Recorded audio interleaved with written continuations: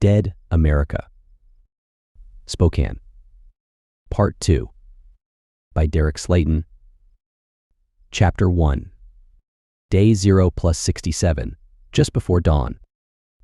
A lone SUV drove along the darkened neighborhood streets in the north part of Spokane, headlights off so as not to draw any attention. The moonlight was just enough to illuminate the streets, guiding the driver to their destination. After slowing to a crawl, the vehicle pulled into the driveway of a normal-looking two-story house in the suburbs. The driver sat behind the wheel for a long pause, waiting for confirmation that they were in the right place. Once the living room light flickered on and off a few times, the engine was cut, and the door opened. Stepping out into the cold darkness was a striking 34-year-old woman with dark, shoulder-length hair. Church, Tatum, and Reed watched from the comfort of the house as she strolled up the walkway to the front door. "Who do we have here?" Tatum asked. "Her name's Heather," Church replied. "She's one of our deep operatives who has been embedded with the military since they invaded Spokane. You're going to love her." "We might," Reed said, nodding back towards the couch, "but will this asshole?" Reed gestured towards Sergeant Carter, who sat restrained on the couch with a large piece of duct tape across his mouth. The soldier wanted to curse at his captors, but doing so would only intensify the pain in his side. The zombie bite had taken a massive chunk of flesh from his gut, leaving a painful reminder that his time on this earth was nearly up. With a slight knock at the door, Heather announced her presence. Tatum quickly opened it, letting her into the relative warmth of the house. "I have to be on the road in 5 minutes, so you better talk quick," Heather said, looking past the militia to their prisoner on the couch. She stared at Sergeant Carter intently for a moment, focusing on the bleeding wound before shaking her head in disgust. "Jesus Christ, Church, you sure do live up to your reputation," Heather remarked. "What can I say? I didn't want to disappoint you," Church responded. "So this is really happening?" she asked. "It very much is, Heather. The time to strike is right, so we're going to put the hurt on them." Heather turned her attention away from Church, giving Tatum and Reed a once-over. She let out a sigh before continuing. "You two know you're following a psychopath into battle, don't you?" "Yeah, we're coming to that conclusion," Tatum said, "but it is what it is." "You know there's a good chance that this is a one-way mission, right? Are you two prepared for that?" Heather asked. "These assholes killed my brother a few hours ago," Reed replied. "They killed my wife and child," Tatum added. Tatum and Reed stared down Heather, whose demeanor shifted from antagonistic to locked in. Rather than apologize for questioning them, she gave them a confirming nod before snapping into battle mode. "Okay, I got 4 minutes. So how do you want to do this?" Heather asked. "If I'm remembering your report correctly," Church began, "the only guns allowed in the building are the half-dozen armed guards near the entrance, right?" "We're up to 10 guards since the offensive last night," Heather corrected. "I guess they were expecting some blowback." "Oh, they're definitely going to get plenty of blowback," Reed said. "Well, you better have a way to deal with those guards on the first floor, because there's only one entrance to the building, and it's through them," Heather replied. "That's where you and our friend come into play," Church said. "Do you still have that interrogation room on 3? "Yeah, it's on the other side of the floor from Captain Page's office." "Man, you really did read my report, didn't you?" Heather responded. "Being a psychopath is scary. Being a well-read one is downright terrifying, isn't it?" Church said with a smirk. "It is a little off-putting," Heather admitted, "but in this case, it's useful. So what's the plan?" "You're going to take our friend here to the interrogation room and dispatch him in any way you want, as long as it's not a headshot. Then you'll take off his tape and move as fast as you can to some place that isn't there," Church explained. "I'm not sure a dead body is going to pull as much attention as you think it is," Heather said skeptically. "Lift his shirt," Church instructed.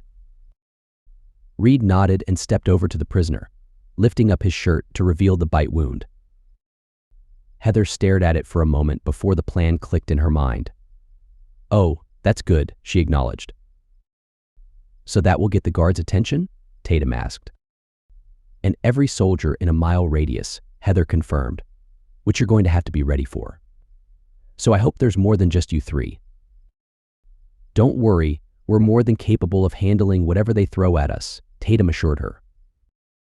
You say that, but there's going to be a couple hundred soldiers making a push to headquarters as soon as the alert goes out. Getting into the building is going to be easy, especially after I transform our friend here, but getting out is going to be an entirely different story, Heather warned. You heard the man, Heather Church said. Don't worry about it. We got it covered. Well, I hope that you do, because once I do my part, I'm getting the hell out of there and someplace safe. Regardless of what happens in there, I'd like to keep my cover intact, Heather said. If we do what we're supposed to do, it won't matter, Church replied confidently. That's not exactly a comforting thought, Heather retorted. Don't worry, Maxwell is extremely thankful for everything you've done. So you will be rewarded, Church assured her. That's good to know, Heather said. She looked down at her watch, muttering some obscenities under her breath before motioning towards Sergeant Carter. I have to get a move on. Can one of you boys give me a hand with him? I have something in the car for you too. Yeah, I got you, Tatum said. Tatum walked over to Carter, grabbing a bag that was sitting beside him and securing it over his head. Before covering his eyes, he stared into them for a moment. We both know you're on your way out, but I want you to spend your last moments thinking about how lucky you are.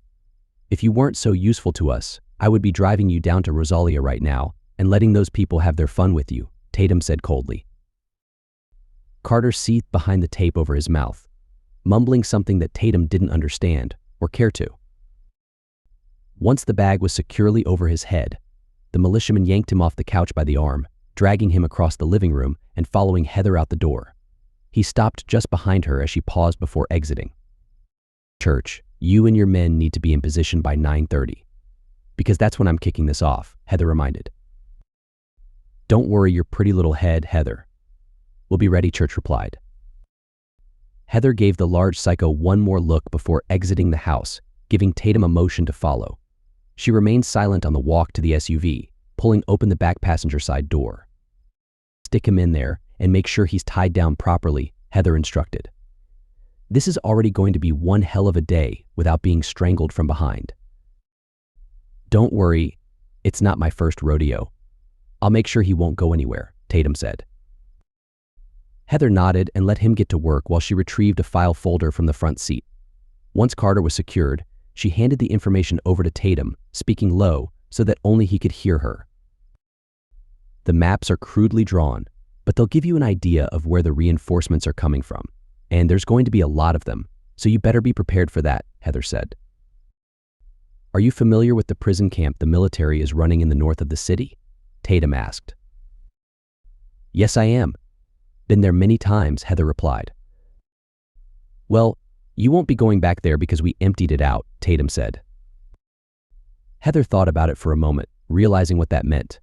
She nodded a few times before a tinge of fear gripped her so tightly that Tatum noticed. What is it? Tatum asked. How well do you know Church? Heather asked. Just met him a few hours ago. He seems like he's a little unbalanced, but he has the respect of Maxwell, so he must know what he's doing, right? Yeah, that's true. But it's just. Heather trailed off, as if she was debating with herself on whether or not she could continue with this line of thought. If you're worried about whether or not you can trust me, you can, Tatum said. I've only met Maxwell a few times, and while we're thankful for the help he's provided, we're not exactly in his inner circle, nor do we have any desire to be. I want to make the people who murdered my wife and child pay for what they did. That's all. So whatever you have to say about Church, I guarantee it won't get back to Maxwell. Heather contemplated for a moment before shrugging her shoulders and continuing on. Look, man, I don't know you all that well, but I'm not going to bullshit you. I've known Maxwell for a long time, and if he's sending someone like Church to lead the mission, you can believe his intentions are grandiose, Heather said. Taking Spokane from the military isn't grandiose? Tatum asked. Are you kidding me? Do you have any idea what kind of forces Maxwell has at his disposal? What kind of arsenal? A little, yeah. Well, whatever you think you know, it's a fraction of what he has. He could have taken Spokane whenever he wanted to, especially given the morale of the military here, which he's very well aware of. It's that bad here? Most of the soldiers on the line don't have bullets, and the ones that do don't have many. Hell, when you guys make your move, if your army shows up like you think they will, most of the soldiers here will probably surrender and celebrate. Then why hasn't he done that already? I couldn't tell you. You know the man. Give me an educated guess. Heather hemmed and hawed for a moment before reluctantly continuing to talk. You said that the military killed your family tonight, right? Tatum winced at the mention, giving a slight nod in response. Heather realized the insensitivity of her question and backtracked in her tone. My apologies on touching a raw nerve there, but I promise I have a point. Then make it, please, Tatum urged. I assume that you've been in a war before. Am I right? You are correct. Well, as you know, the key to winning isn't just having military might. You have to have your soldiers fully on board with the mission, especially in an apocalypse scenario where a lot of the old rules don't apply anymore. Okay, sure, but what in the hell does that have to do with the murder of my family? Maxwell considers you one of his, which means his force in Bend considers you one of theirs. It's like NATO, an attack on one is an attack on all. Except we've been fighting with the military for weeks now. True, but this is the first time they've gone after your families. Tatum's mind finally clicked, causing him to stare off into the distance as everything suddenly made sense. Christ, he has something big planned and he's using us as the catalyst, Tatum asked. That would be my guess. And before you ask, I have no clue what that is, Heather replied. It's okay. I gotta get moving, but watch yourself, Heather said. Heather turned to get into the SUV, pausing before shutting the door. And for what it's worth, I'm sorry about your family, she added. Tatum gave her a nod and stood in the driveway, watching as she departed. He took a moment to gather himself before looking down at the intel packet in his hand, muttering under his breath. Maxwell, what are you up to? Chapter 2. 8:57 a.m. Heather drove slowly through the streets of Spokane, taking her time getting to the office. Despite being an undercover operative, she had grown to enjoy the beauty of the city, wanting to take one last good look at it before church was set loose. After a few minutes, the headquarters building came into view. The three-story office building had been repurposed shortly after the military secured the city.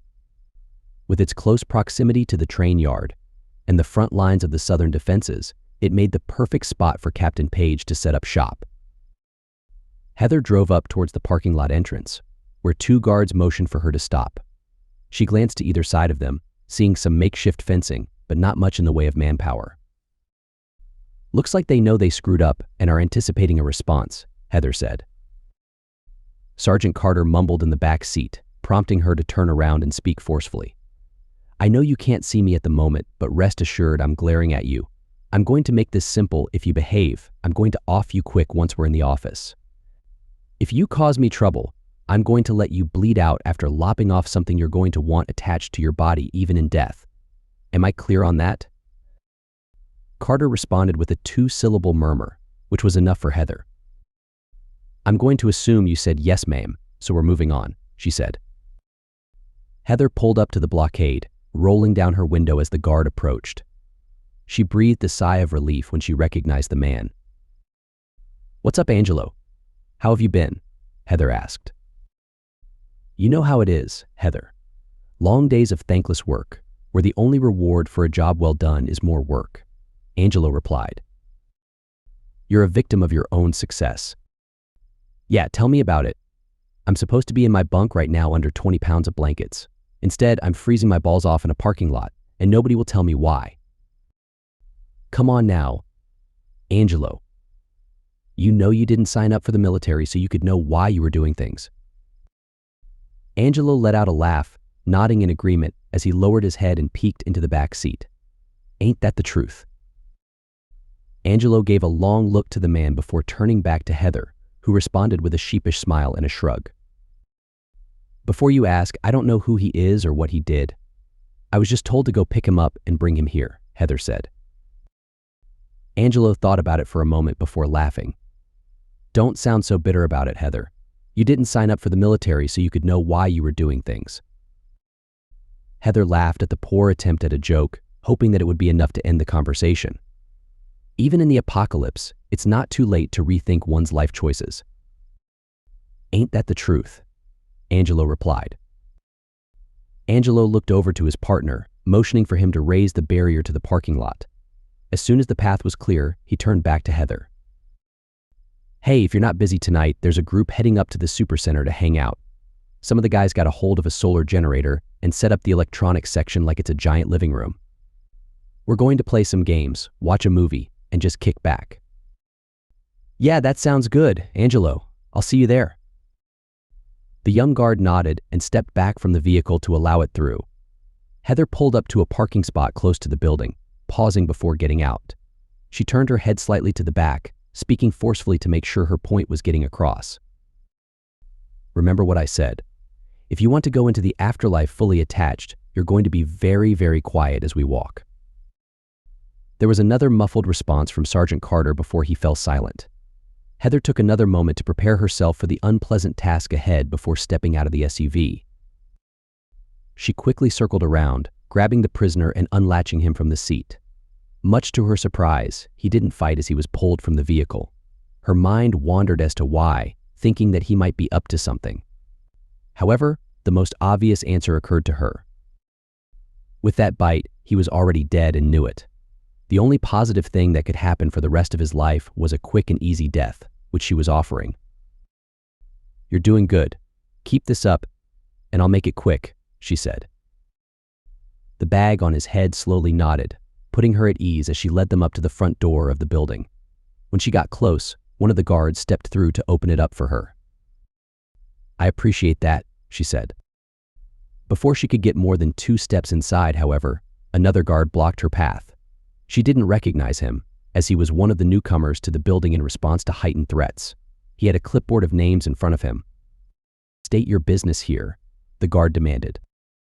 I work up on 3, here to deliver a prisoner for interrogation, Heather replied. Name? Heather Carpenter. Like I said, I work up on 3 and... The guard ignored every word after Carpenter, interrupting and speaking down to her once he spotted her name. Prisoner name. None of your business. I need a name if they're coming into this building. Look at him. Does he look like he's worthy of a name? Let alone one that's on your list. If he's on the list, he can come in. If he's not, you can bring him back another day. Heather took a deep breath, doing her best to hold it together and not rip this guy a new one in front of everyone. The last thing she needed today was more attention on her. She took a step forward, speaking lowly to the guard, so that only he could understand her. Look, I get it. It's your first day at this post, and you want to do everything by the book. But it's clear this man is a prisoner, and I'm going to take him up to 3 for interrogation. You can say that all you want to me, but unless his name is on my list, he's not getting inside this building. Let me ask you something, soldier. Do you know who I work for? I can't say that I do. I work for someone who trusts me to transport high-value intelligence targets for interrogation. I also work for someone who can send you to the front lines with nothing more than a pointy stick to defend the city against all invaders. So unless you're tired of your cushy post inside a powered, heated building, I'd suggest letting me through before you make me even more late than I already am. The guard thought about it for a moment, knowing that it was against protocol, but also fearing that she wasn't bluffing. With a subtle nod of the head, he glanced down at his paperwork, clearing his throat and speaking aloud. Okay, there he is. I'm sorry about that, miss. You can proceed. Heather didn't speak or acknowledge him while grabbing her prisoner and dragging him forward. They marched through the first floor, which only had a smattering of workers walking about. Most of the people were the armed guards by the front door, with a handful walking the interior perimeter. She escorted Carter to the stairwell, guiding him up the stairs to the 3rd floor with ease. As she opened the door, she was greeted with a hive of activity. Dozens of people walked about, working on various projects and moving like they were all behind on their deadlines. A hint of guilt bubbled up within Heather, knowing that she was condemning a lot of these people to death. They were, for the most part, good people. However, She knew it was for the greater good and pressed on to the interrogation room on the far side of the floor. The room was against the wall, taking up the entire center portion of the wall. It was originally a conference room, but now it was one of the only places in the building where you could have complete privacy. She stepped inside, leading the sergeant over to a chair directly across from the door and securing him to it. Heather walked back to the entrance, looking out to make sure nobody was coming over to inspect what she was doing. With a few curtain pulls, she shrouded the room from the rest of the floor. Heather stepped back to the prisoner, taking off the hood and looking him straight in the eyes for a moment. She was surprised that it was a look of acceptance rather than fear. Curiosity got the better of her, compelling her to remove the tape over his mouth. "If you speak above a whisper, I'll make you regret it," she warned. "Relax, sweetheart. I'm not going to do anything to mess up your little plan," Sergeant Carter replied. "Why? Why not try and take me out with you?" "Because you're insignificant. You're nothing more than another ignorant pawn moving where you're told on the board. Normally I'd hurt you for insulting me, but if it keeps you quiet, I don't mind it. The other reason I'm not going to expose you is because you're proving me right to the very people who wouldn't listen to me." Heather gave him a curious look, and he continued. "I told them that we were at war, and they didn't believe me. Now here you are, using me to officially kick things off. Trust me, it was kicked off well before this. Not to those people on the other side of that wall. You're about to give them a wake-up call and bring the war to their doorstep." Heather glanced down at her watch, seeing that it was 9:25. "Well, as much as I would like to continue listening to you pontificate about the war, I do have a schedule to keep." Carter opened his mouth and managed to eke out a few more words before Heather was able to reach into her boot and pull out a knife. A split second later, the 6-inch blade pierced his heart. The sudden shock caused him to stop talking, giving Heather a chance to put her hand on his forehead. She pushed it back, yanking the knife from his chest and slitting his throat. She stood there for a moment, staring at him as he bled out. After a couple of gasps, she moved to the side, cutting the restraints on his hands before walking to the door. She quietly slipped out, making sure that the door to the conference room didn't shut all the way. She took a few steps away, glancing down at her hand and seeing that there was blood on it. "Damn it," she muttered. Before she could hide it, a young soldier noticed the blood and spoke up. "Excuse me, are you okay?" Heather snapped into business mode, keeping full control of the conversation. "Yes, I am, soldier. Thank you for asking. It's so stupid, I grazed my hand on the door frame over there and apparently reopened a cut I got while cooking dinner last night. I think I have some bandages at my desk," the soldier offered. "It's no problem, it's a small cut, so some paper towels and I'll be good." "Please, I insist." Heather let out a sigh as she knew the soldier wasn't going to let it go. Rather than tell him off, she gave a big smile, trying to win him over. "I tell you what, I don't need help with the cut. But I do need a favor. I have a prisoner in the room over there that I'm going to have words with. Would you be so kind as to get me a cup of coffee and put it in there for me?" "Of course, I'd be happy to do that." "Thank you so much." Heather felt guilty as the soldier ran off to fetch a cup of coffee, knowing that she was sending him to his death. With a mental grunt, she snapped out of it and headed towards the stairwell. "Okay, Church, it's your show now."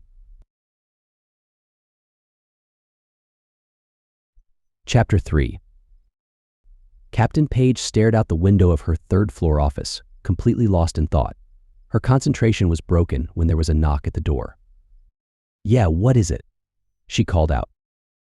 Page turned to see her assistant Cody standing in the doorway with a worried look on his face. "Are you okay, Captain?" Cody asked.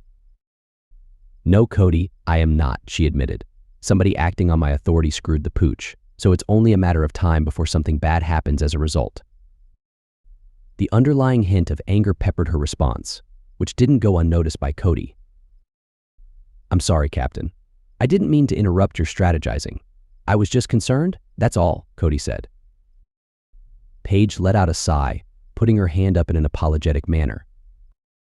"I'm sorry, Cody, I'm just under a lot of pressure right now," she said. "Would a cup of coffee help?" he offered. It depends. Do you still have that bottle of whiskey in your desk? She asked. I do, and I'm more than happy to share. I'll be right back, Cody said with a smile. Thank you, Cody. I'm not sure what I would do without you, Paige replied. You're damn right you don't, Cody said, giving the captain a playful wink as he turned and walked across the floor to the break area. As he walked, he caught sight of a woman slamming the stairwell door shut, as if she were in a hurry. Come on, people. You can still have manners in the apocalypse, Cody muttered, shaking his head as he made his way to the break area, where a young soldier was pouring a cup of coffee. You're not taking all of it, are you? Cody asked. Don't worry, there's still half a pot left, the soldier replied. I'm kind of in a hurry to get back to the captain. Would you mind starting a new pot for me after I fill up? Cody asked. Sure thing. I just got to drop this off real quick, and I'll come right back and get it brewing, the soldier said. The soldier nodded as he stared at the cup of coffee on the counter in front of him. In his mind, he struggled to recall if the pretty woman had asked for cream and sugar, but for the life of him, he couldn't remember. With a shrug, he grabbed a handful of both.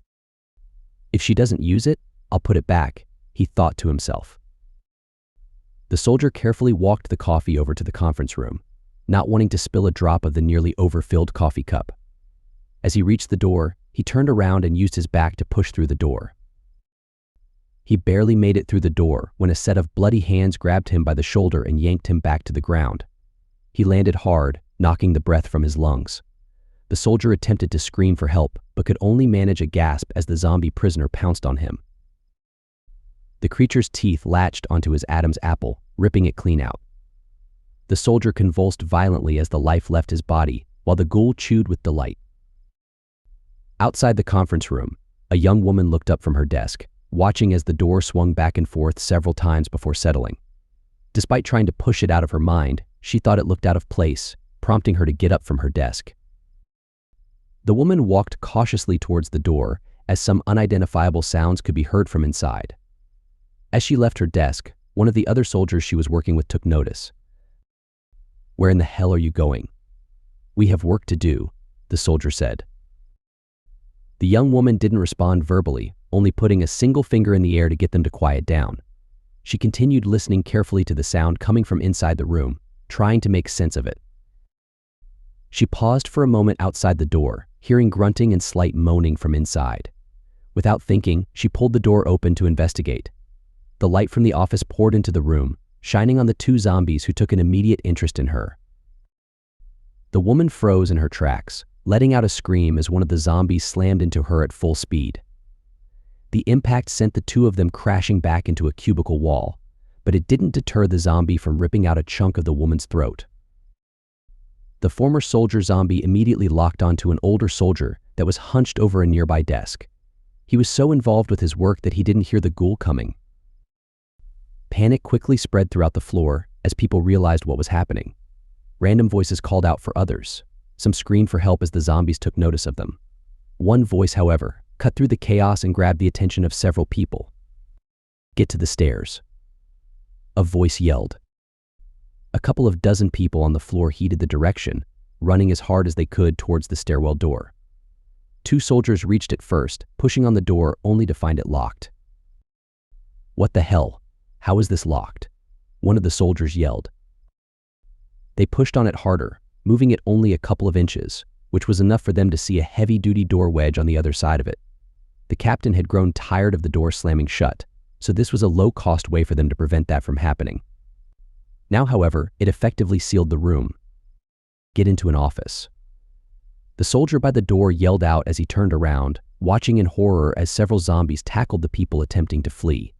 He did the only thing he could, lower his shoulder and try to shove people through the carnage. 4 of them managed to break free of the pack, the lead soldier knocking down several zombies as he rushed towards a nearby office. Inside. Inside, he shouted.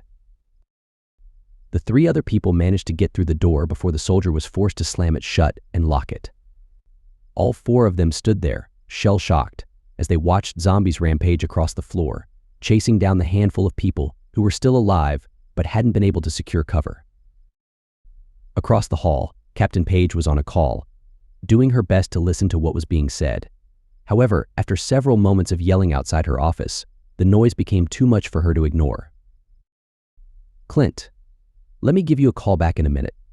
I have to go yell at some people to keep it down," Paige said, slamming the satellite phone down in frustration as she got up from her desk. The noise outside continued to intensify, putting her on edge. The captain grabbed the handle on her door, pulling it open to be greeted with blood-soaked carnage. Her eyes went wide when she spotted a dozen zombies feasting on their victims mere feet away from her. Paige didn't hesitate, immediately shutting and securing her door before running back to her desk. She frantically looked around for a moment before spotting her walkie-talkie. With a click to the right channel, she yelled into it. "Security, we have an outbreak on the 3rd floor. Get up here right now, weapons hot." "You broke up there, Captain. What's the situation?" A guard replied. "Undead assholes are killing my people. Get your ass up here and secure the room," she screamed. "We're on the move," the guard responded. Paige stood there for a moment, trying to tune out the violence taking place outside her office. After a moment, she snapped back to her senses, sitting down at her desk and throwing open the bottom drawer. She rummaged through some papers before pulling out a handgun in a holster. The captain checked it to make sure it was ready to go with a full mag before securing it to her belt. Before walking over to the door, she stopped and looked out the window that overlooked the parking lot. She looked out to the horizon, half expecting an army of militia to be coming at them. While she was relieved not to see that, she knew that an attack was happening. Her relief was short-lived as a couple of rifle shots popped off from below, startling her. It took a moment for her to locate the source, watching helplessly as the guards at the edge of the parking lot were cut down by a team of 5. "Damn it," she muttered. She reached back to her desk, grabbing the walkie-talkie and changing the channel to a general frequency. "Everybody listen up, this is Captain Page, and we are under attack. Repeat, we are under attack. The 3rd floor of headquarters is a feeding frenzy, and I'm watching a small squad of militia attacking from the front." Paige paused, thinking through the attack and how to handle it. At the moment, the only attackers were the 5 in the parking lot, but she knew that they weren't the only ones. "I need squads 1, 2, and 3 to fall back to headquarters," she ordered. "Secure the perimeter and prepare to breach if necessary. Squads 4 and 5 protect the rail yard. All other squads coordinate with one another to fill in the gaps on the line as needed. Just don't use this channel. Now move." Paige angrily switched the channels on the walkie-talkie, marching over to the window at the front of her office and looking out before speaking. Zombies roamed freely in the office, easily 24 that she could see. The captain looked across the way, spotting the soldier with a handful of others in the office. They made eye contact, followed by the soldier putting up 4 fingers, then a thumbs up. He then motioned to the floor as a whole, shaking his head, indicating that most, if not all, of the others were gone. "Jesus, only 4 of them left," Paige muttered, letting out a frustrated grunt before clicking the walkie-talkie on. "Where in the holy hell are you guys at?" she yelled. "Captain, we're staging by the stairwell door right now. We found a doorstop at the bottom. Someone wedged it in there tight. So this was deliberate," a guard reported. "Great, put it in your damn report. But right now I need you inside this office to clear it," Paige shouted. "Breaching now," the guard responded. Paige let her anger get the better of her, yelling at the guards for not doing their job. It quickly dawned on her that she didn't warn them about the militia currently making their way to the front door of the building. She quickly clicked the walkie-talkie on, however. Before she could speak, the gunfire outside erupted. She knew that no matter how loudly she yelled, they wouldn't hear her. "My God, I have to get down there." Chapter 4. Captain Page threw open the door to her office, stepping out into the battle unfolding on the 3rd floor. She had barely taken 2 steps before she heard moaning rushing towards her. The captain turned just in time to see a zombie bearing down on her. She attempted to raise her handgun to put it down, however. Before she could, a shot rang out from the stairwell. The bullet ripped through the side of the ghoul's head, dropping it to the ground. "Get back into your office," one of the guards shouted. Gunfire erupted from the 8 men that had pushed their way through the door as they spread out through the floor. The guards worked in teams of 2, making sure that they weren't overwhelmed by a group of creatures. Paige, however, wasn't concerned about them. The captain darted across the floor towards the stairwell where 2 guards stood, making sure none of the ghouls slipped through the line. As Paige approached, one of the guards spoke with authority. "I said get back to your office now." Paige was angered by the guard's tone. She got up to his face and yelled at the top of her lungs. For added effect, she grabbed him by his chest protector, pulling him even closer. "Militia are storming the building. You 2 are with me. Let's move," she barked. Both guards fell into line, slamming the door behind them as they followed the captain down the stairs. It took a moment for them to reach the first floor, pausing by the door before breaching. "How many are we dealing with?" one of the guards asked. "At least 5. That's what I saw from my office window. Now let's move before they get entrenched," Captain Paige replied. Paige reached for the door to push it open, however. One of the guards grabbed her arm, stopping her. "I'll take point, Captain," he said. Paige glared at him, however. She softened her stance when he gently tapped his chest protector. The captain gave him a subtle nod, letting him know that he was right. Before pushing through, the guard turned around to his partner. "I'm braking hard to the left and will lay down covering fire to the booth. There's a handful of metal desks to the right. Get behind them and let's put these assholes down." The other 2 nodded at the guard as he turned back to the door. He let out a forceful breath before rushing forward. The metal release bar thunked as he shoved on it, forcing the door open. The guard got a single step through the threshold before a single round ripped through his forehead. Blood and brains splattered onto Captain Paige and the other guard as their point man fell to the ground, lifeless. Paige reacted immediately, running out the door and firing wildly as she broke to the left. Several rounds came back her way, narrowly missing her and slamming into the wall. The other guard in the stairwell followed her lead, rushing out and laying down covering fire from his assault rifle as he broke to the right. Captain Paige slid to the ground behind a desk as bullets continued to fly. She looked over to the guard who had made it to cover as well, issuing hand signals to him for a coordinated attack. With a nod on his part, they launched into the offensive. Paige popped up from behind cover, firing her handgun several times towards the front booth, drawing a lot of fire in return. As she ducked back behind cover, the guard jumped up and unleashed a torrent of bullets towards the militia. The captain watched helplessly as the guard took several rounds to his chest protector, knocking him to the ground in pain, struggling to catch his breath. Paige let out a grunt as she popped up from behind cover, unloading the rest of her handgun ammunition. Her gun clicked empty, forcing her to dive back behind cover as the militia returned fire. "Damn it," Captain Paige shouted. Paige knew that she had to get over to the wounded guard, who was still on his back and struggling to get back up. She broke from cover, running as hard as she could across the floor. The militia were ready, however, opening fire at her. One of the bullets struck her in the knee, rendering her leg useless. She managed one more step before collapsing to the ground in an immense amount of pain. She cursed loudly as Tatum and Reed made their way over to her, guns trained at her head. The captain turned her attention towards the guard, hoping that he was getting back into the fight. Instead, she watched in horror as Church took a knee beside him and drove a knife through his neck. Knowing that she was defeated, Paige rolled over onto her back, wincing as her knee injury shot pain through her body. Tatum and Reed stood over her, staring at her. "It's been a while, Captain," Tatum said. Paige looked up at the 2 men, struggling to place where she recognized them from. It took a moment before she realized that she had thrown them into a prisoner detail the last time they had met. "You'll have to forgive me. I'm terrible with names," Captain Paige replied. "I'm Tatum." "That's Reed," Tatum said.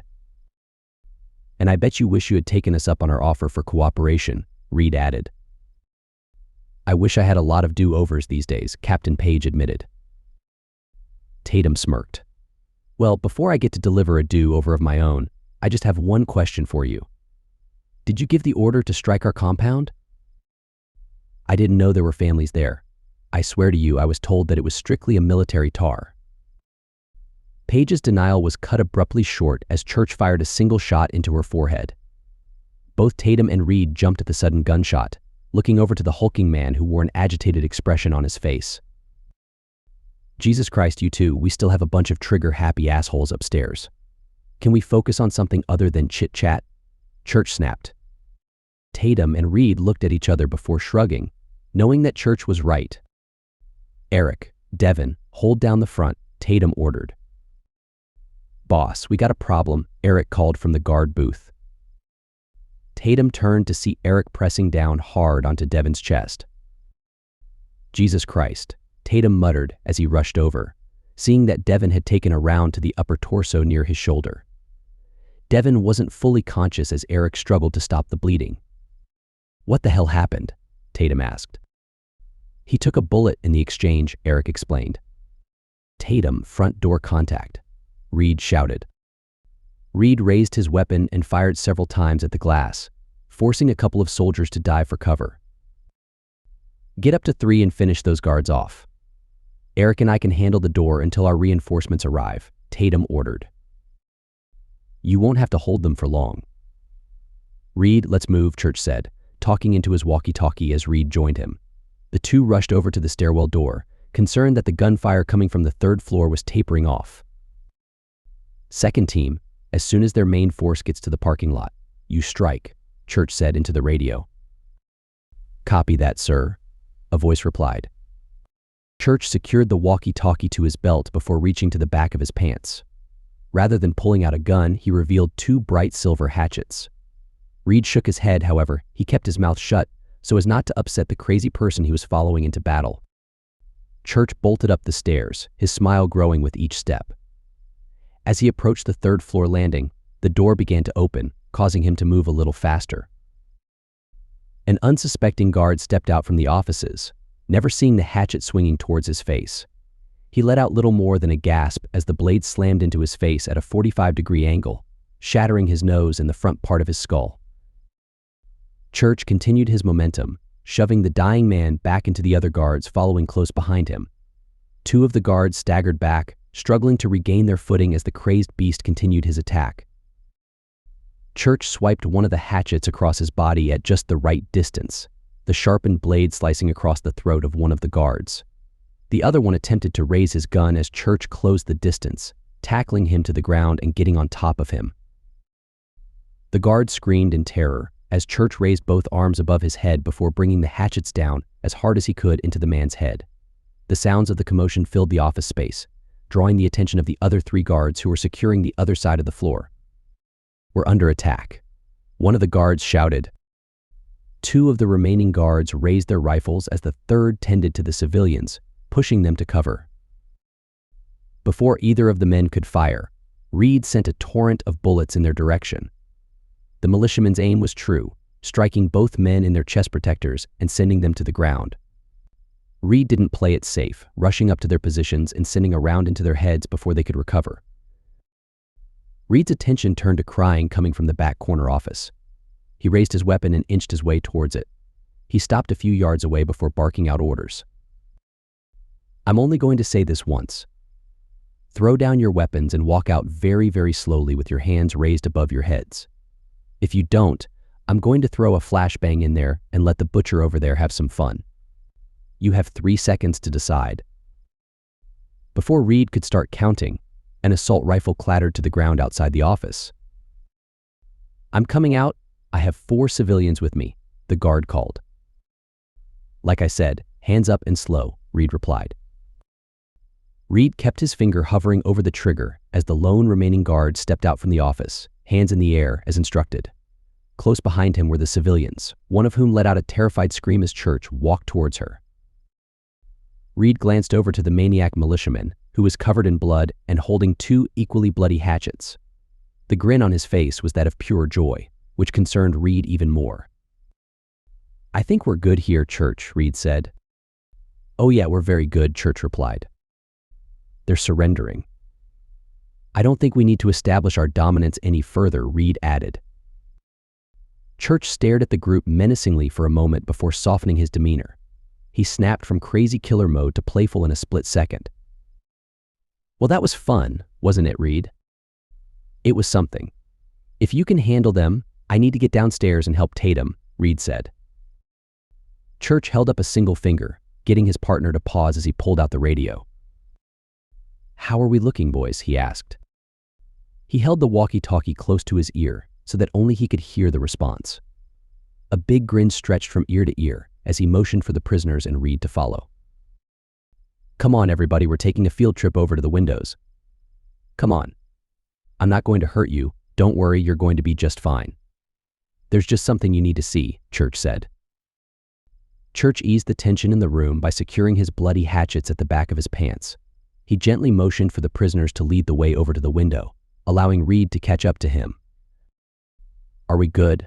Reed asked. Go take a look for yourself, Church replied. Reed joined the others at the window, looking down at the parking lot below. He could hear whimpers and tears flowing from the prisoners as they looked at the militia prisoner army securing the military personnel. A few bodies stretched out in the parking lot. However, most of the soldiers were being grouped together, everybody with their empty hands in the air. As they stared, Church stepped over to Reed, slapping him on the back. That, my friend, is one hell of a job well done. Now come on, let's get your friend to a doctor. Chapter 5. Tatum, Reed, and Eric paced about in the waiting room of the small surgery center a few blocks away from the military headquarters. Every one of them was concerned about their friend Devin, who was on the operating table in the next room. How long has he been in there? Reed asked. A couple of hours at least, Eric replied. Did you get a good look at the wound? Was it a through and through? I don't know, man. All I saw was a lot of blood, and I did what I could to stop it.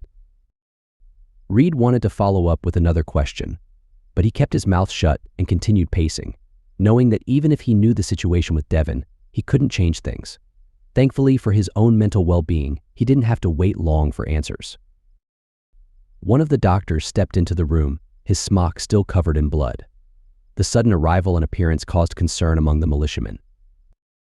I take it you three are here for my patient? Gunshot wound to the shoulder? The doctor asked. Yeah, I'm Tatum, and he's with us. What's his condition, Doc? Tatum responded. Well, you're lucky you got him here when you did. He had significant blood loss, but we managed to stabilize him and get a few pints into him, so he's stable. What about the injury? Tatum asked. Well, I'll say this. The doctor paused for emphasis. In my professional opinion, I would tell him to go out and buy a lottery ticket, if, those sorts of things still existed. So it's good news then? Tatum pressed. About as good news as you can get after taking a bullet to the chest. It managed to miss every major artery and was a clean through and through. I don't have imaging here, but I'm pretty confident he's going to have some structural damage with that shoulder. Once the bullet wound heals up, he'll need some significant physical therapy to regain full use of his arm, but in time he should be pretty close to normal. How much time are we talking? Reed asked.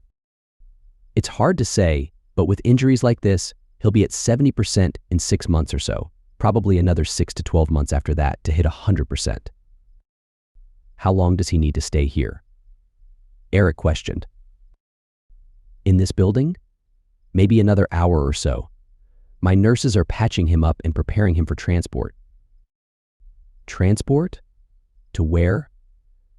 Tatum's reaction was a little forceful, causing the doctor to put his hands up in a defensive position, hoping to calm him down. Please relax, we're not kicking him out into the street or anything. There's a hotel a couple of blocks down that we use as an outpatient facility. It's nothing fancy, but he'll be comfortable there while he recovers. My staff here checks on the patients there a couple of times a day. Tatum took a deep breath, giving the doctor a subtle nod of thanks. We really appreciate your help, doctor. I know we just threw your world upside down. Your kindness won't be forgotten. I've been helping the military since Kansas. They didn't give me a choice about staying there, because my skills were in high demand. So believe me when I say I won't shed any tears for them. I'm sorry you had to go through that, Tatum said.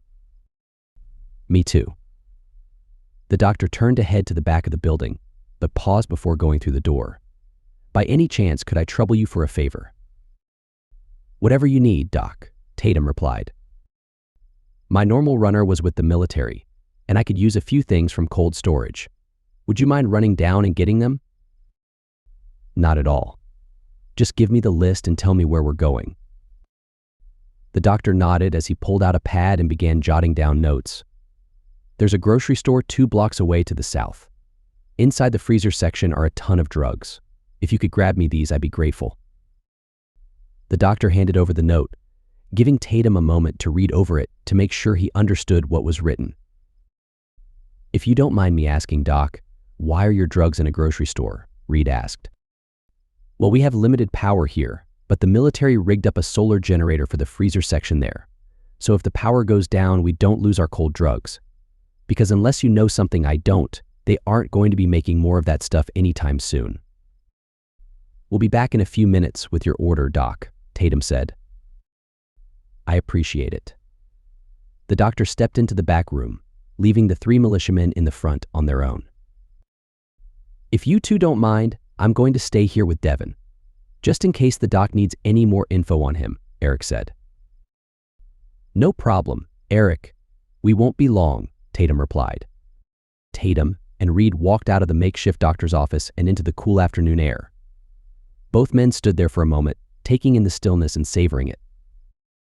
It's so nice to not have anybody shooting at us for a change, Reed said. Ain't that the truth?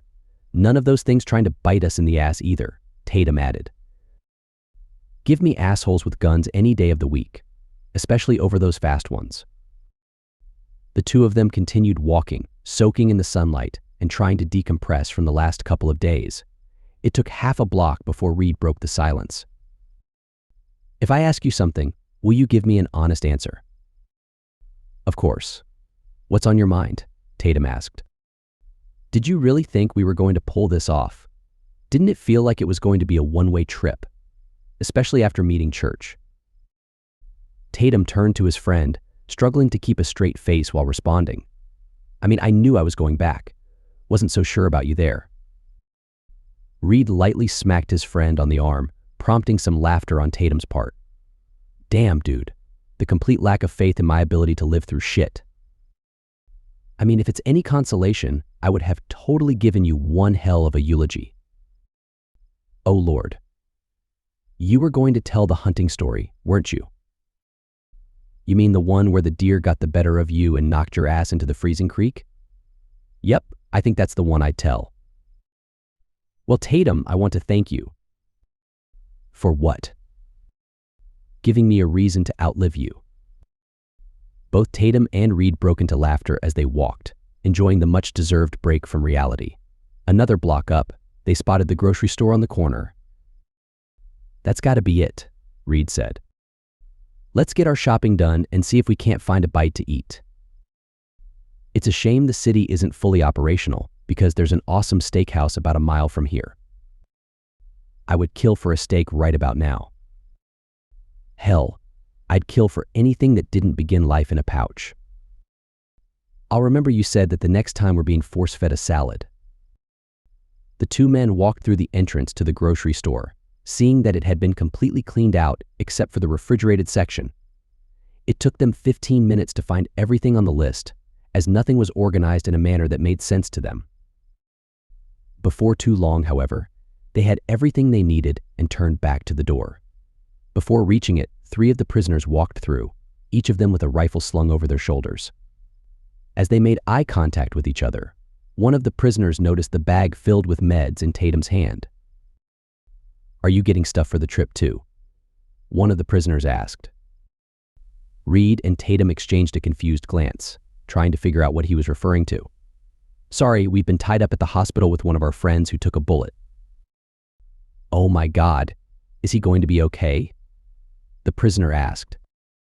Yeah, he'll live, but the doc says his pitching days are behind him. That's good to hear. We're really thankful for what you guys did for us.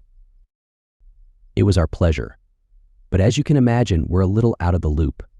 What trip are you talking about? Tatum asked. The prisoners looked around at each other, hesitant to speak up. Several uncomfortable moments of silence followed before Tatum spoke again. Guys, let me put your minds at ease. We were the ones who called Church in. We just weren't around for the briefing because we were at the hospital. But if you're worried about speaking out of turn, you have my word that we won't tell him you told us." The lead prisoner thought for a moment before nodding and starting up. "There's a train leaving for Seattle soon." "How soon?" Reed asked. "Maybe an hour? I'm not sure. They're getting everybody loaded up now." "Everybody? Who's everybody?"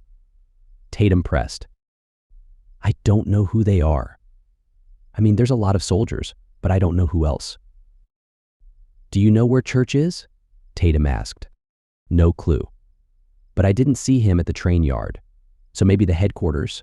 Apparently there's a radio up there." Tatum nodded in thanks to the prisoner before smacking Reed on the chest and motioning for him to follow. "I appreciate it, fellas. Looks like we'll see you on the train to Seattle." "Glad to hear it. When you get on there, please find us. One of our buddies is securing a bottle of something nice, and we'd like to buy you a drink, so to speak." "We look forward to it. We'll see you there." Tatum and Reed casually walked out of the grocery store, keeping a brisk pace as they headed back towards the doctor's office. "What in the hell are they going to Seattle for?" Reed asked. "I don't know, but we're going to find out." Chapter 6. Tatum and Reed walked at a brisk pace towards the train yard, just a few blocks away. Despite his objections, Eric had stayed behind to take care of Devin, just in case everything went south. The two men continued on towards the yard, the noise coming from it intensifying with every step. While they couldn't tell exactly what was happening ahead, they knew it involved a lot of people. Both militiamen stayed silent as they approached, locking into the moment. As they got closer, they saw several prisoners standing guard outside the entrance to the yard. Rather than risk a confrontation, Tatum tapped his friend on the shoulder and motioned towards a 2-story building just off to the side of the yard that was unguarded. "Let's get a lay of the land before we have to assert ourselves," Tatum said. "Sounds good, boss. Let's see what we're dealing with," Reed replied. Tatum and Reed stepped up to the front door of the building, doing a quick look around to make sure they weren't being watched before entering. The interior of the building was dark and silent, not a soul in sight. It took a moment for Tatum to spot the stairs against the wall. Both men moved quickly through the floor, ascending the stairs and approaching a window that overlooked the train yard. They split up, approaching the opening from the sides, not wanting to run the risk of being spotted. They got into position and stared at the yard below. A train stretched on for nearly 20 cars.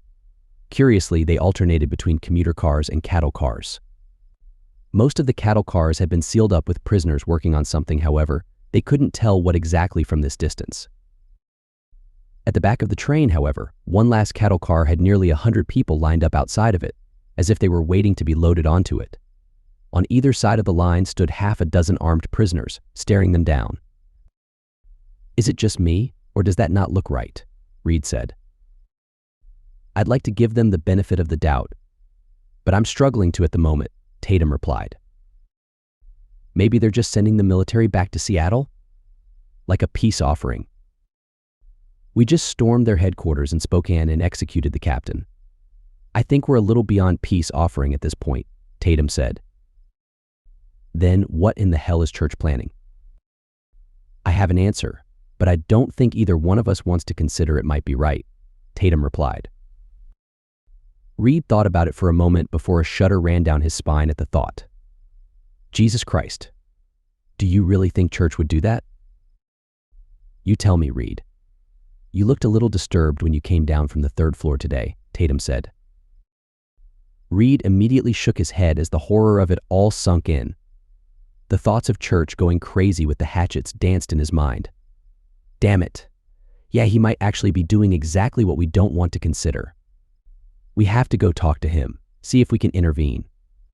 First things first. We need to know exactly what he's up to before we confront him.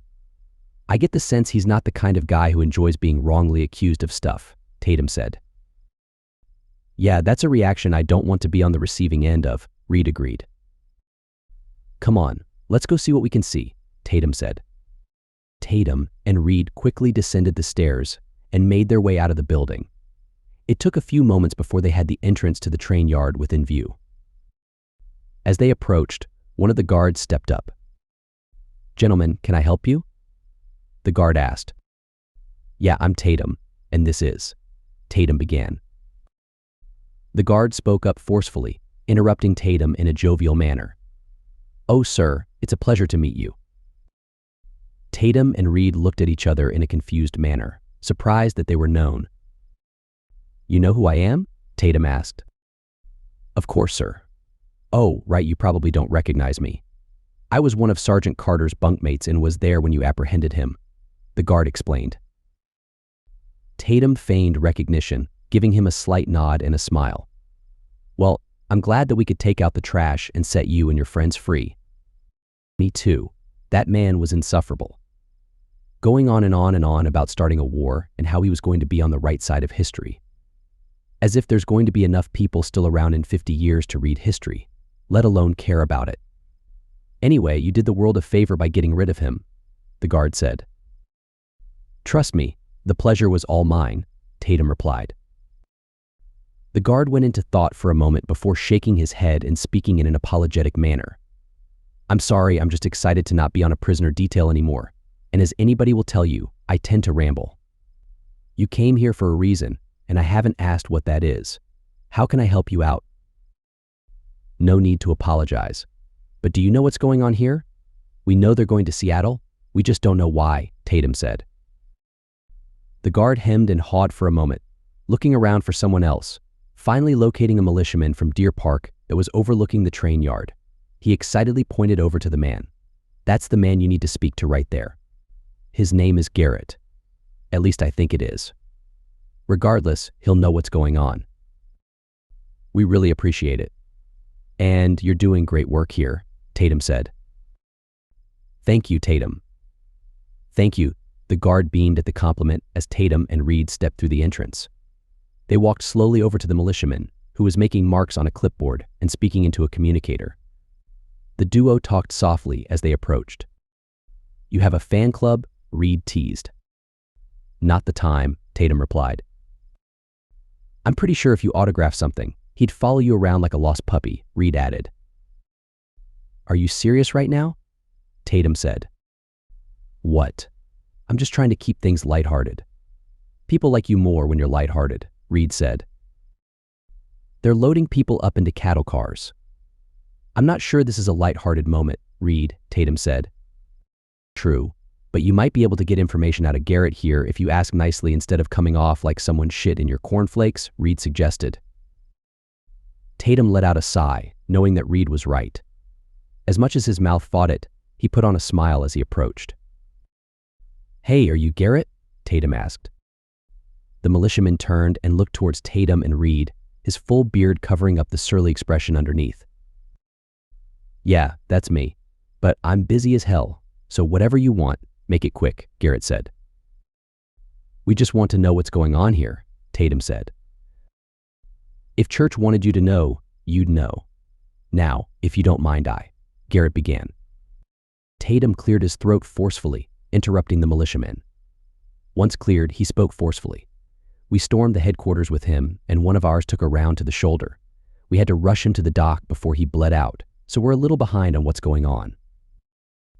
Garrett let out a deep sigh as he went back to staring at his clipboard. Before speaking to the duo, he muttered something into his communicator.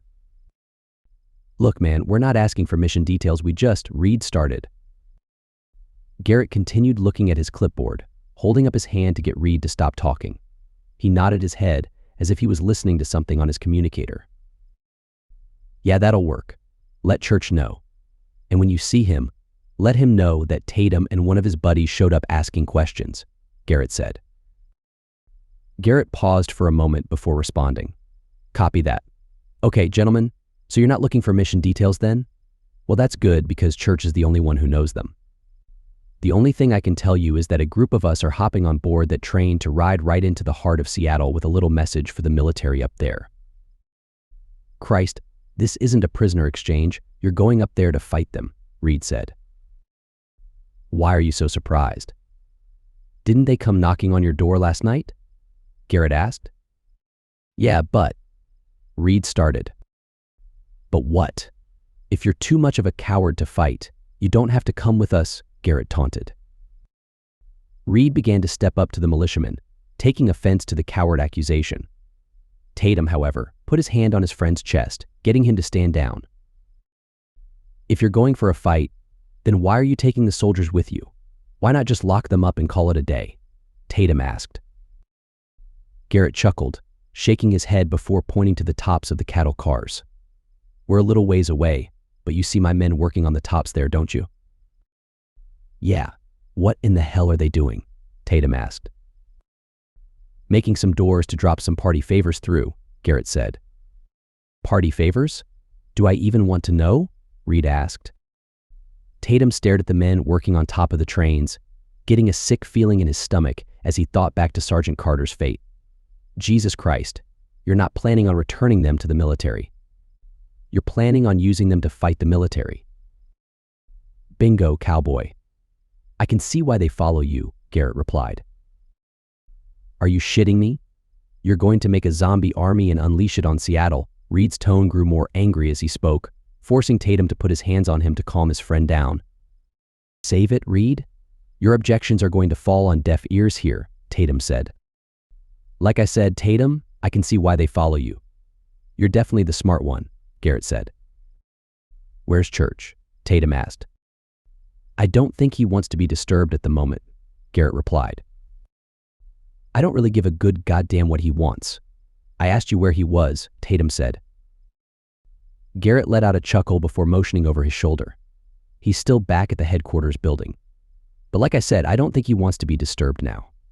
If you'd like, I can give him a message that you'd like to speak to him. That won't be necessary. We're going to go have a word with him, Tatum said. To each his own. But don't say I didn't warn you about him not wanting to be disturbed, Garrett replied. Tatum and Reed turned away from Garrett, who smirked as he got back to work. The duo marched in silence out of the train yard, moving with purpose towards the military headquarters. Once they were out of earshot of everyone, Reed finally broke the silence. We're not going to let him do this, are we, Tatum? No, we are not. If he wants to wage war against Seattle, he's going to have to go through us to do it, Tatum said. Jesus, I knew he was crazy. But this is next level insane, Reed replied. Sadly, it's not unexpected. I think this is what Heather tried to warn me about this morning, Tatum said. Heather? What did she say? And when the hell did she have the time to warn you? Reed asked. When I was putting Carter in her SUV, she said that Maxwell was likely using us as a catalyst for something bigger, Tatum explained. Unleashing 1,000 of those things in downtown Seattle certainly qualifies as bigger, Reed said. It's only bigger if we allow it to happen, Tatum said. You know there's going to be blowback from Maxwell if we put his pet psycho down, Reed pointed out. We've already lost everything that matters to us. So what's a little more? Tatum replied. Reed thought about it for a moment before exchanging a fist bump with his longtime friend. Okay, let's go stop a massacre. Chapter 7. Tatum and Reed stepped into the parking lot of the military headquarters, which still bore the scars of battle. Brass casings littered the pavement, sprinkled among the dozen or so soldiers' bodies left to rot. Neither man spoke as they marched toward the entrance, Tatum leading the way and throwing open the door. As they stepped through into the first floor of the office building, they were greeted by 3 of the biggest men they'd ever seen. All 3 were at least 6 feet tall, built like they were carved out of granite, and wore no-nonsense expressions as they stared the duo down. The cold greeting was enough to make the 2 militiamen stop in their tracks. Good afternoon, gentlemen, Tatum said. If you're looking for Church, he's up on 3, one of the guards replied. He's the only one up there, so he'll be easy to find. You're just going to let us go on up? Tatum asked, raising an eyebrow. Why wouldn't we? Is there some reason why we shouldn't? The guard responded. None that I can think of, Tatum said. Well, you know where the stairs are. Tatum nodded and motioned for Reed to follow. Before they could take 2 steps, the guard let out a whistle to get their attention. Leave your guns on the desk there, he ordered. What? You don't trust us? Tatum said, his tone almost teasing. I don't know you. It's nothing personal. Unless you want to make it personal, the guard said, eyes narrowing slightly. Tatum and Reed exchanged a glance, giving a subtle nod to each other before removing their rifles and setting them down on the desk beside them. Before they could get moving again, the guard spoke up once more, this time in a much more annoyed tone. And your handguns. Really, gentlemen, I realize we look like a bunch of meatheads, but we really aren't that stupid. Tatum looked the man in the eyes, giving him a conciliatory nod before removing his handgun.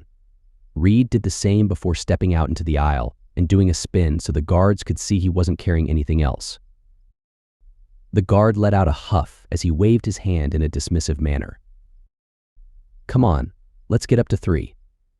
We wouldn't want to keep Church waiting, Tatum muttered. No, we would not, Reed agreed. The two men made their way up the stairs, taking their time and allowing the sound of their boots on the concrete to echo throughout the stairwell. It took a few moments before they were at the 3rd floor landing, the door already open for them. As they stepped through into the blood-soaked office, they could hear talking coming from the back corner. It was faint, but they could tell it was Church. Reed pointed it out, and they made their way in that direction, stepping over corpses of zombies and soldiers alike. The duo got within view of the room, which was a small office with a ham radio set up. Church turned and saw they were there, giving them a friendly wave before pointing to the radio and letting them know it was going to be a moment. As a friendly gesture, he turned up the volume so they could hear Maxwell coming through loud and clear, then playfully made the universal sign with his hand that the speaker was overly chatty. Maxwell was mid-sentence when he did, but it didn't take long for them to pick up on the topic. Once you arrive at your destination, your contact will meet you at a sports bar, which is 2 blocks due north of the northern exit. They have your extraction details, Maxwell said. No name for me? Church asked. They have a name, but not one I'm willing to share over an open frequency, Maxwell replied. Yeah, fair enough. You never know who's listening and all that jazz, right? That's exactly right. Well, I will tell you who is listening. My good friends Tatum and Reed, Church said, gesturing to the 2 men. Gentlemen, I hear you've done good work today. I'm proud of you, Maxwell said. Tatum remained stone-faced, simply raising his arm and giving a thumbs up in response. They couldn't be more pleased, Church added with a grin. Are they coming on your little expedition? Maxwell asked. I haven't had a chance to ask them yet, if I'm being honest. One of their buddies got a boo-boo in the assault, so they had to take him over to the doctor's office so a pretty nurse could kiss it and make it all better. Make a compelling case, Church, because they would be assets to your mission, Maxwell said. You don't have to tell me. These boys are some major ass kickers. I can't wait to see them in action again. Hopefully you're able to convince them so you can see them fighting again before the sun comes up. Good luck, Church. Thank you, Maxwell. Enjoy that cushy office of yours and be sure to have a drink in my honor. Maxwell began to speak again, but he was cut off when Church flicked the power button on the radio. Once the sound from the speaker faded, Church spun around, leaning back and propping one leg up on his knee. So how's your friend? Church asked. Like you said, he got him a pretty nurse to kiss it and make it better, Tatum replied. So he's going to live? He will. That's excellent news, Tatum. I mean it, I really do. Church leaned forward, pulling himself out of the chair and stretching, like he was limbering up for something physical. You know, I've been told I'm not the brightest bulb in the bunch. A psycho, yes. A savant when it comes to ways to carve people up like a Thanksgiving turkey, yes. But bright? It's not something I hear very often. That being said, even I can see that you have something on your mind. Yet 1 or 2 things are floating around in there, Tatum said. Well, you're in a safe space here. So out with it. What's on your mind? You're planning to attack Seattle? Why in the hell would you do that? Church thought about it for a moment while continuing to stretch. With a chuckle to himself, he responded, before I answer, I have a question for you. Is there any string of words that can come out of my mouth, rationalizing this attack, that will prevent you from trying to stop me? Tatum and Reed took a quick glance at one another, shrugging their shoulders and shaking their heads slightly before turning back to Church. "No, I don't think there is," Tatum replied. "Well, that's a shame, because I did have some good stuff in my head. At least it sounded good to me. But I guess it's just as well because I have a train to catch. So what do you say? Are you ready to get to it?" Tatum and Reed exchanged a fist bump before they began walking slowly down the aisle toward church. The larger man got a devious smile on his face, cracking his neck and knuckles as he approached the duo. Tatum took point, stepping just ahead of Reed before darting forward. He leapt off his feet, trying to catch Church off guard with a flying punch. Church anticipated the attack, stepping just off to the side to avoid the blow. As soon as Tatum's feet touched the carpet, Church retaliated, grabbing the militiaman by the side of the neck. With a forceful yank, he managed to lift the smaller man off the ground and throw him through a cubicle wall. Tatum's head bounced off the desk, dazing him for a moment. Reed witnessed the attack, letting out a yell in response before rushing forward. His first punch was right on target, connecting with Church's jaw. The blow staggered him for a moment, but he quickly recovered, staring at Reed and grinning from ear to ear, his smile revealing blood-soaked teeth. "Oh shit," Reed muttered. Church let out a primal scream as he raced toward the smaller Reed, getting down low and landing a shoulder blow to his chest. Church wrapped his arms around Reed, lifting him up off the ground before jumping himself. Reed was helpless as gravity did the majority of Church's work for him. The larger man landed with a thud on top of Reed, knocking the breath from him, leaving him gasping for a moment. Rather than continue beating Reed down, Church simply pulled himself back to his feet, staring down at the injured militiaman. "You didn't expect a guy my size to be so agile, did you? Yeah, I bet you won't make that mistake again, will you?" Reed wanted to make a witty retort, but the only sound that escaped his lips was a gasping noise. Church, however, could see the look in his eyes, cracking a smile as he responded. "I'm going to do you a solid and imagine the insult you wanted to throw in my direction. I promise you I have quite the imagination, so the biting remark will cut me to my core." Reed continued struggling to regain his breath as Church turned his attention back to Tatum, who had managed to get back to his feet. The staggered militiaman stood in the aisle, staring down his opponent with rage. Rather than act fearful, Church chuckled to himself while playfully looking at his watch. "Okay, Tatum, I got time for you to have one more shot at me. Come on, but remember, stay on your feet this time." Tatum let out a grunt as he rushed forward toward Church. Rather than going high, he dove at Church's legs, throwing his shoulder at knee height. The impact was enough to knock Church off balance, though he managed to catch himself on one of the cubicle walls. His weight and strength were enough to break a large chunk of the cubicle wall off. As soon as he realized it was free, he spun it around as hard as he could while falling to the ground. Tatum turned just in time to see the heavy wall flying at his head. He threw his hands up but only managed to deflect part of the blow. The wall glanced off his arms and caught him in the side of the head, sending him to the ground in a daze. Church let out a forceful yell as he got back up to his feet, trying out his injured knee a couple of times before putting his full weight on it. He looked down at the two militiamen, Reed right at his feet with the broken cubicle wall on top of him, and Tatum just beyond him, dazed. "I gotta hand it to you, Tatum. You caught me by surprise there. I'm going to have to ice this up before I get to Seattle." Church stepped onto the large broken piece of the cubicle wall, causing Reed to let out a groan from the pressure. He reached down to Tatum, grabbing him by the arm and pulling him up before throwing the militiaman over his shoulder. "The good news is, you get to keep me company on the trip." Church looked down at Reed, who was still in pain on the ground. "You'll have to forgive me, Reed. If my knee wasn't hurting so badly, I'd carry you to the train too. But I'm afraid I can only manage one of you this trip, and if I'm being honest, I find Tatum much more interesting. No offense intended, mind you. It's like my own personal Sophie's choice. I love you both, but I can only pick one." Church turned to walk away, pausing for a moment before drawing his handgun. He fired several rounds into the radio, sending sparks flying as the device was destroyed. "I know temptation is a dangerous thing, so you're welcome. I do hope that you feel better. I hear that doctor that patched your friend Devin up is pretty darn good, so you may want to go have him do a once-over on you to make sure nothing's broken." Church thought for a moment before shaking his head. Well, that's all I got.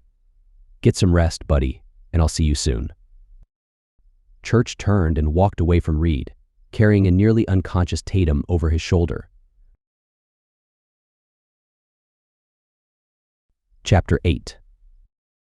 It took Reed several minutes to fully regain his breath to the point where he could move more than a few inches. A pained grunt escaped his lips as he shoved the broken piece of cubicle wall off of him. Once freed, he remained on his back for a moment, trying to summon the strength to pick himself up. The militiaman staggered to his feet, nearly falling over before catching himself on a cubicle wall.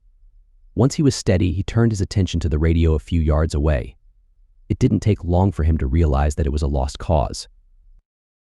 "Let's hope that wasn't their only radio," Reed muttered, letting out a grunt as he forced himself to get moving towards the stairwell.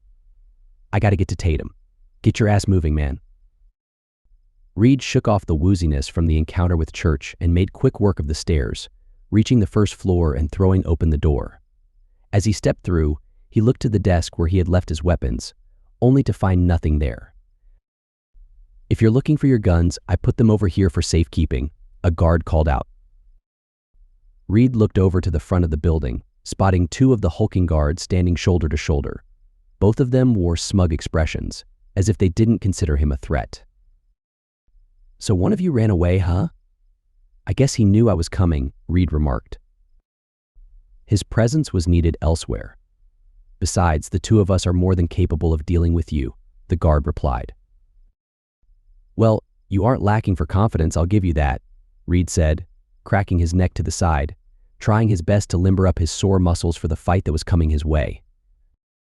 "Before you make a choice you're going to regret, Church said that if you hang out in the break room for an hour, have a cup of coffee and nurse your wounds, you can walk out of here with no problem," the guard offered. "Yeah, but where's the fun in that?" Reed retorted. The lead guard let a smile creep onto his lips, a slight chuckle following close behind. "I'll be honest with you, I was kind of hoping you would reject that offer. It's been a while since either one of us had a proper fight." "Well, make your move then, because apparently I'm on a clock," Reed replied. The lead guard looked to his partner, who motioned for him to go first. The beast of a man grinned from ear to ear as he marched towards Reed, who remained stationary. The guard picked up a head of steam, letting out a yell while closing the distance between them. Reed waited until his attacker was within a couple of yards of him before moving. With a deft move, he darted to his right, grabbing a metal three-hole punch off the desk beside him. With his makeshift weapon in hand, Reed dropped to one knee, swinging it with everything he had. There was an audible crack as the three-hole punch slammed into the guard's knee.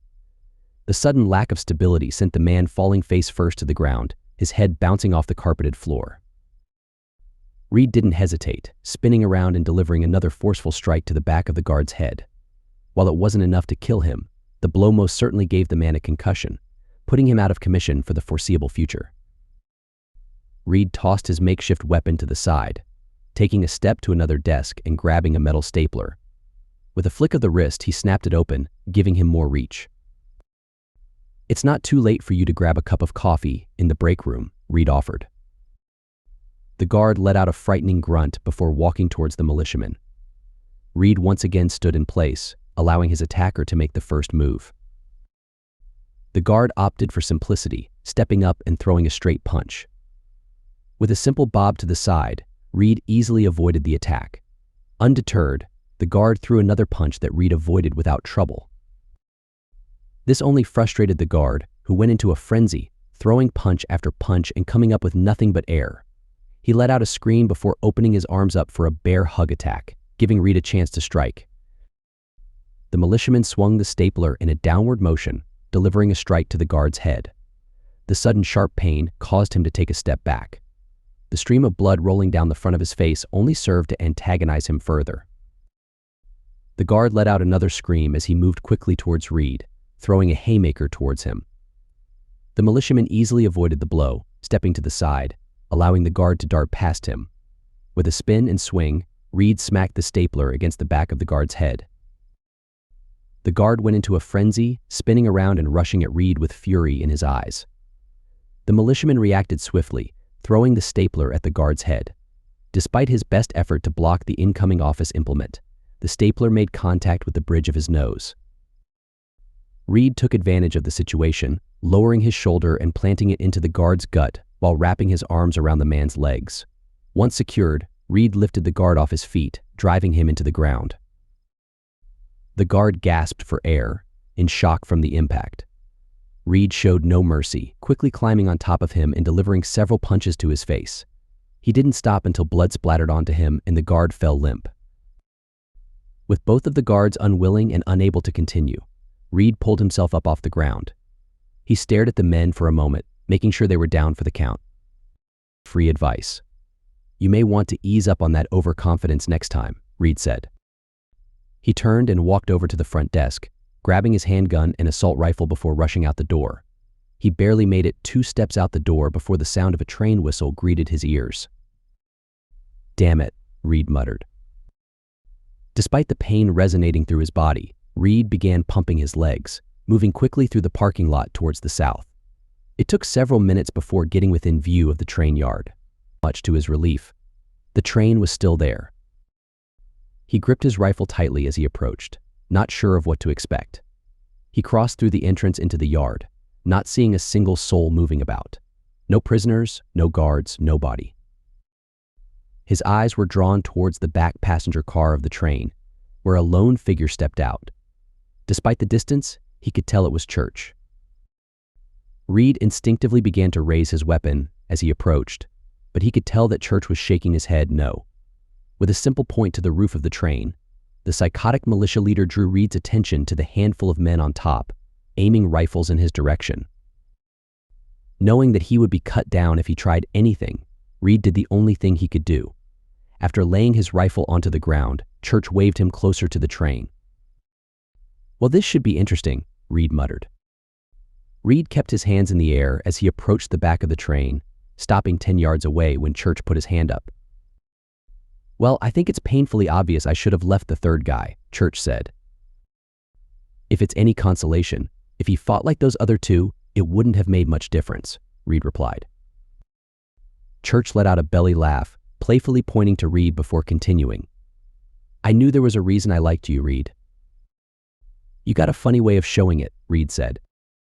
Leaving a couple of boys behind to protect you was a gift. Even if it didn't seem like it, Church said. Protect me? Really? Reed questioned. Really. I was trying to protect you and Tatum. There was a reason I sent you to the doctors with Devin instead of filling you in on the plan, Church explained. You boys are great at a lot of things, but making the hard choices isn't among them. You want to unleash 1,000 of those things on civilians. Reed shouted. No, I am going to unleash them on civilians. It doesn't mean I want to. But it's necessary, Church countered. In what universe is that necessary? Reed demanded. The train blew its horn, delaying Church's response. A second later, the train began to inch forward, forcing Reed to walk alongside it. The military crossed a line when they attacked your families. We knew it was only a matter of time before they did, so we had a plan in place for that inevitable moment, Church said. So it's an eye for an eye then? Reed asked. No, of course not. Nothing so crass. Come on, Reed, give me more credit than that, Church replied. Then explain it to me, Reed demanded. Ever since this conflict began, it's been tit for tat, but it's always been out in the wilds. Losing Spokane isn't enough. They have to know that we can strike them wherever they are, even in their Seattle stronghold. With this one action, we can make them think twice about trying to move against us again, Church said. And you're willing to kill thousands of innocent people to do that? Reed asked. You're damn right I am. A few thousand of their deaths to protect our own people, Church answered. You're crazy, Church, Reed said. That may be, but there is a method to the madness, even if you don't see it, Church replied. Does Tatum see it? Reed asked. Church cracked a smile, playfully pointing to Reed. I was wondering when you were going to bring your friend up. Now let me go ahead and put your mind at ease. He's just fine. He's resting comfortably in the train car here. I got one of the boys fixing him up an early dinner, as a matter of fact. What are you going to do to him? Reed asked. I'm not going to do anything to him, Reed. Well, I'm going to give him a very difficult choice in a few hours, but after that, he's going to be free to do whatever he wants. But you have my word that I'm not going to harm him in any way, shape, or form, Church said. Well, that's good, because I would hate to have to track you down, Reed replied. Oh, now, Reed, don't be like that. I like you boys. As a matter of fact, I want you to know that there's absolutely no ill will between us. I totally understand why you'd be against this particular mission, which is why I didn't want to ask you to join, Church said.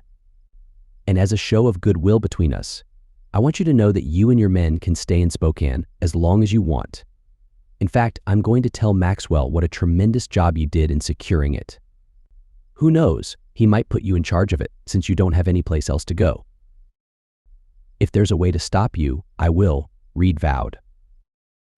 The smile on Church's face stretched across his face, as if he enjoyed the threat. You are more than welcome to try, Reed. But there's no stopping what's coming to Seattle. Give my best to Devin. I sincerely hope he makes a full recovery. Reed wanted to respond, but the words just didn't come. He stopped in his tracks as the train continued to pick up speed, exiting the train yard. As it moved further and further away, Church stood at the back railing of his car, waving to Reed like he was departing on a cruise ship. A few moments later, the train vanished from view on the horizon, leaving Reed alone in the train yard. Fear hit him in the gut hard, knowing that a catastrophe was headed towards Seattle, and he knew he didn't have a way to warn them in time. The end.